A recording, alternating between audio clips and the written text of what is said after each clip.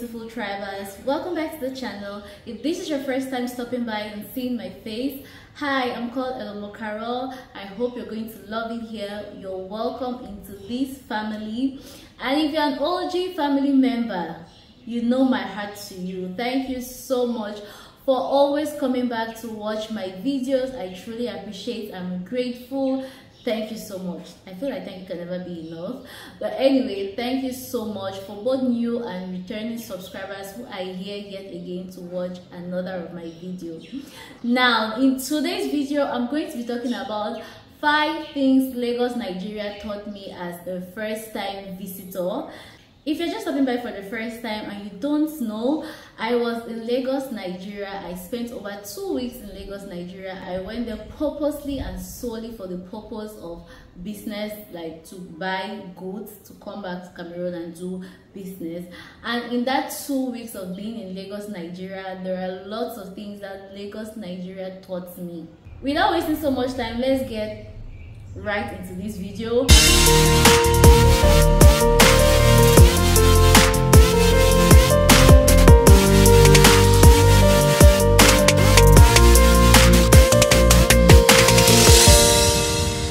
Now, the first lesson Lagos, Nigeria taught me as a first-time visitor is that life doesn't wait for you to adjust. You make adjustments as you move. Family members, life in Lagos is totally different from what we are used to experiencing here. I don't know, words cannot express enough how much their life is different from us, but trust me, it is different. No matter the number of Nigerian films you watch that they show you Lagos, Nigeria, living and experiencing it yourself is so different. The society does not wait because you're going through something. Like, I don't know how to really express this. For example, the most common example is there are buses in Lagos, Nigeria. See, if you're jumping in and out of buses in Lagos, Nigeria, you will know that life does not wait for you to adjust, because the moment you're jumping into that bus, before you want to even start wasting time to sit down, the bus is kicking off. So you just have to find yourself adjusting while the bus is going. This was so interesting to me because I was really looking forward to this particular experience of jumping in and out of Lagos buses. So when I experienced it, at some point I entered after station, so while I was still trying to even find my seat, the bus kicked off. I nearly fell, family members, like legit, I nearly fell, and I just burst out into laughter. I just started laughing inside the bus. Sissy was like, you don't see Amadi? You have seen what I've been telling you about Lagos, Nigeria. They don't have, everybody is in a hurry. See, nobody has time to wait. If you want to do slow, you want to be moving and be winding your waist and be counting your steps, I'm not sure jumping bus is for you. Just order an Uber, because if you're jumping bus, be prepared that nobody waits for you to adjust. Life is moving. That's just like the most common example that can come to my head. But I had so many instances while living in Lagos, Nigeria, that this point just kept on coming to my head. Like, life doesn't wait for you to adjust. You adjust as you live. Anything that happens to you in Lagos, right?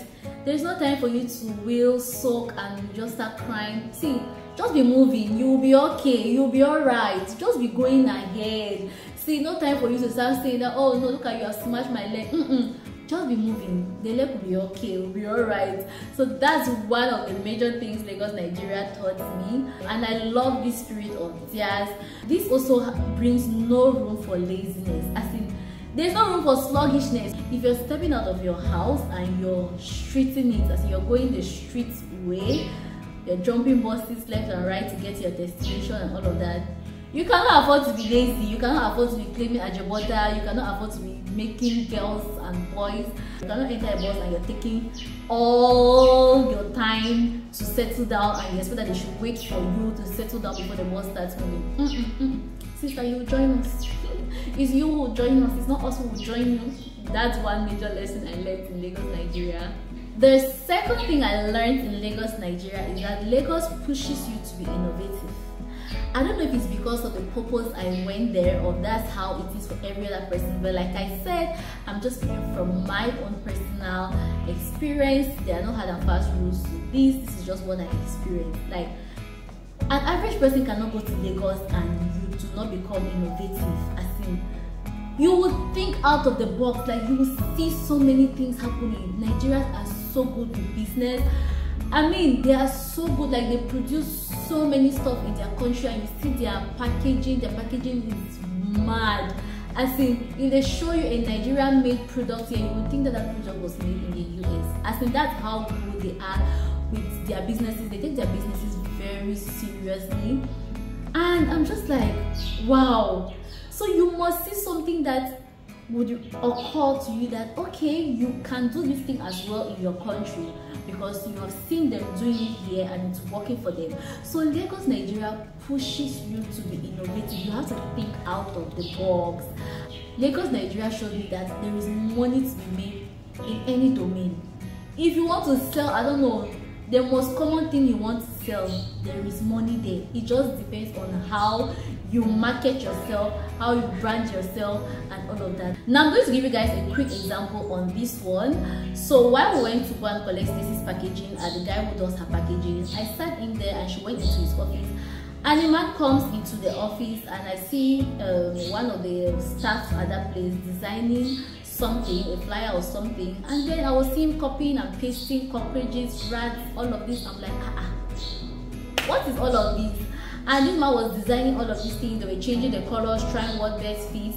I got to realize that this man sells rat medicine that kills cockroaches as well. This guy was selling only that, and I was so surprised. Like, why are you selling rat medicine and you're branding like this? Why are you taking branding so serious for selling rat medicine? I mean, rat medicine is something that we know that we're passing the market, we can just have 100 and buy it somewhere.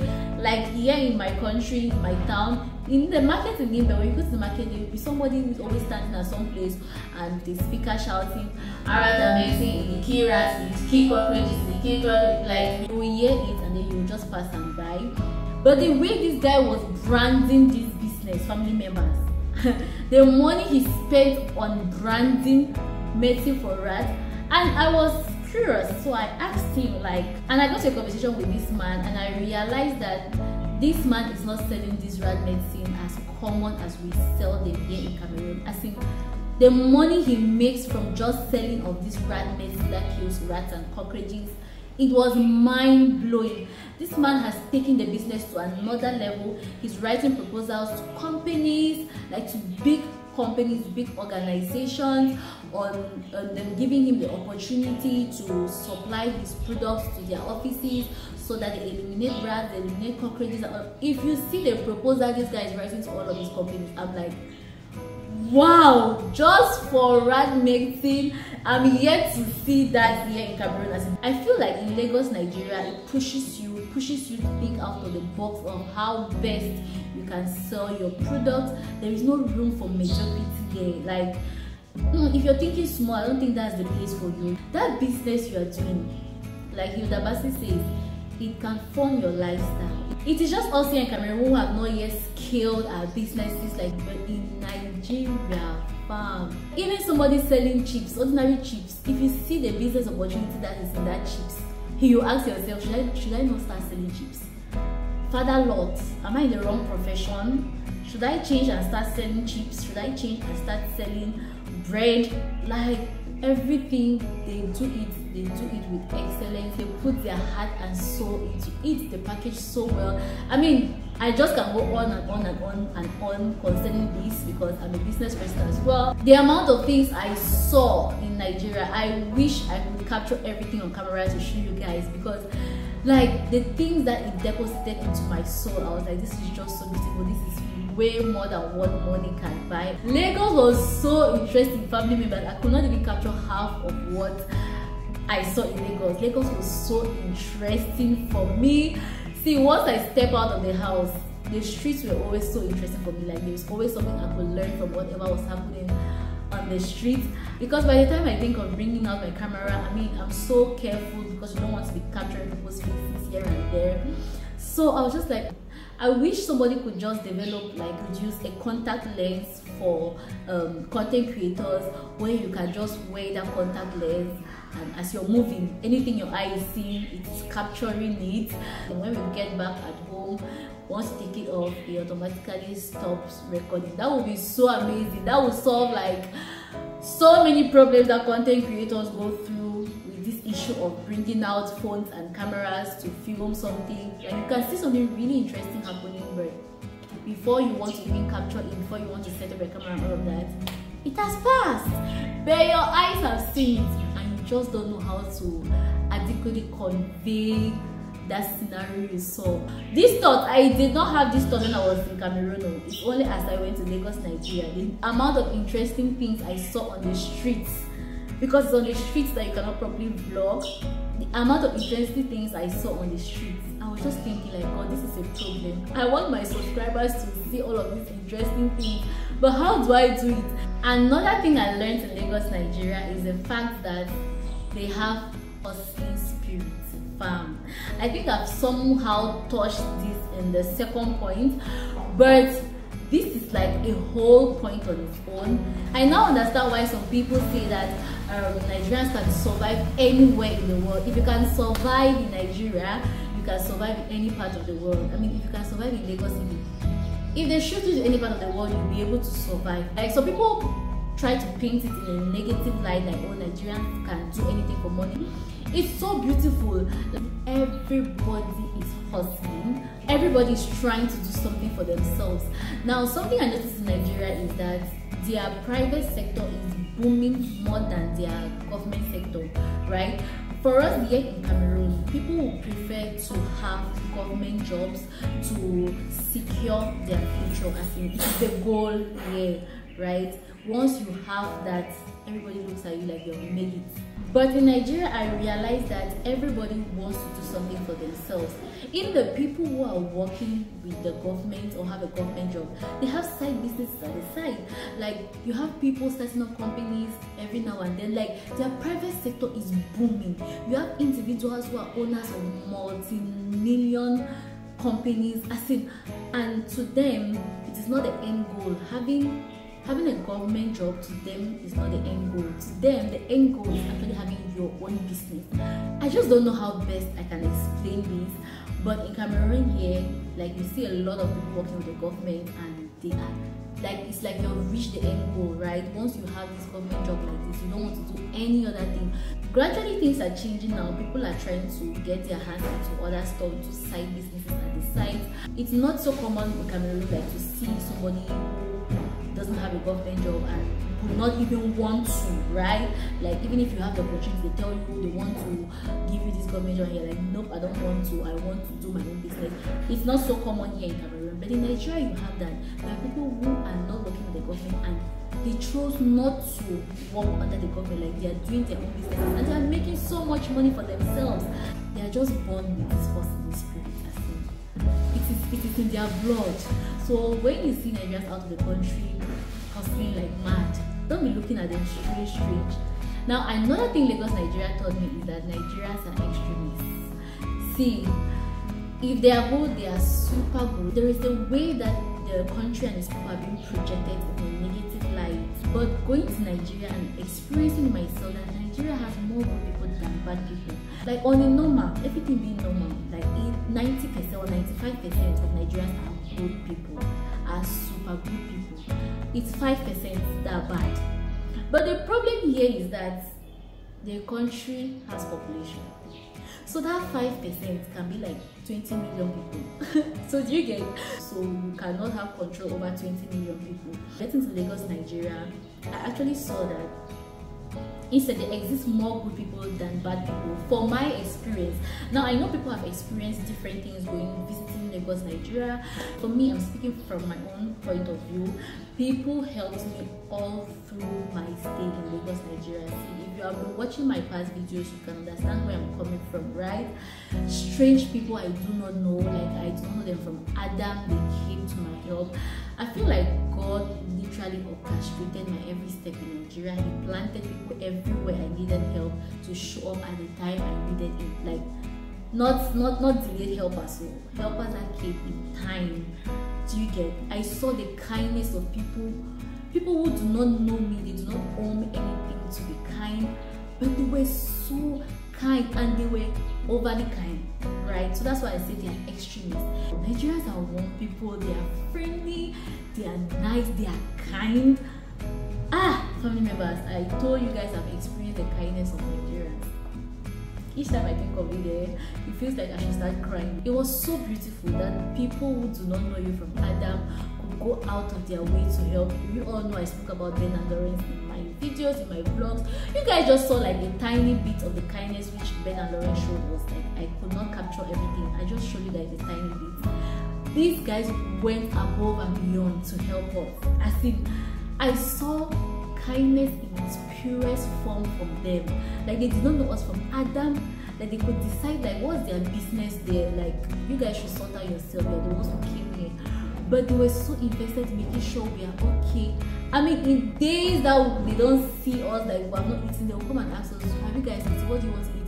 They'll even use their own money to buy us food for nothing. As in, they don't have any intention of anything. They're just kind. They were just kind. They bought us food so many times I cannot even count from their own pockets. Like their kindness, I don't know. Shout out to all the kind Nigerians. I feel like more and more people need to actually portray the good side of or the good heart of Nigerians, because what most foreigners know is the fact that Nigerians are out just for money. They don't care about your emotions, they don't care about you as a person or as a human being. They are out just for their money. But when you get to meet and experience the kind people, you will know that it's not all about money. They actually do not care about money. Like it's just like a flip side, right? To what you have been hearing about them, like it's only money that is in their priority. They will choose money over human life.